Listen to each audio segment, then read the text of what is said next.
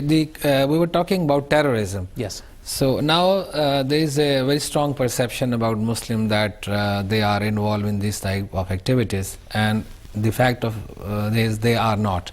Now, how we can change, what we individually or as a society can do to overcome this problem and clean the face of Islam? That is a very good point, and inshallah, I want our viewers to pay attention to this. A bad or wrong perception about Islam, a negative perception about Islam cannot be propagated unless someone is feeding people wrong information or misinforming people about Islam. Now, if we are not standing up to that, if we do not show the correct way of Islam, if we do not literally defend ourselves and our children and the next generation, then we are setting up ourselves for failure, and we're setting up our own children for a very negative environment they're going to grow up with, and they're going to go have jobs and have bleak futures, I might say. What we need to do is not to get angry, is not to go to marches, is not to go to that. If we see in any media aspect there's any negativity about Islam, we should look at that program, and we should look who advertised on that program and write the name on a piece of paper, if it's whatever company, XYZ company. And what we need to do is pick up the phone in a civil, nice and polite Muslim manners, find their email, find their telephone number, pick up the phone and call this company.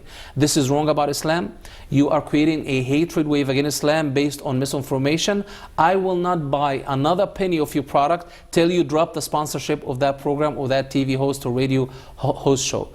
If we do that, for example, I come from New Jersey, there's 600,000 Muslims in New Jersey. The Muslims in America, the most conservative estimates spend $170 billion a year in America on products. We have a tremendous buying power, and all other factions, whether based on religion or ethnic background, use this buying power as an ability for people to respect their individuality and their religion and their background for race. We need to do that.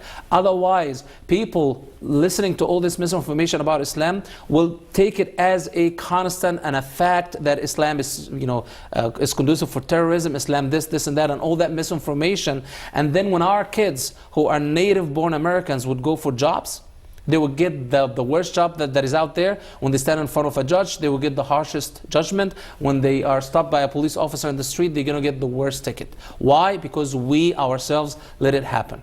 And people listen to what they believe. If you are not going to tell your story, if you're not going to tell people who you are, other people will. And other people who are saying this, they're going to say it for whatever that fits their best interest, not your best interest. It's our responsibility, and it is a major part. This is the calling of da'wah and the calling of our time, to stand up to those who not only attack our children and their future and spreading untruthful things about Islam, but also are pushing against the path of Allah subhanahu wa ta'ala. As we said in the beginning of the program, Islam is the religion of Allah subhanahu wa ta'ala. It's not a culture or something that we brought back from our countries or home. It is the religion of Allah subhanahu wa ta'ala. These people push against it and the future of our children when we let them do it without standing up to them.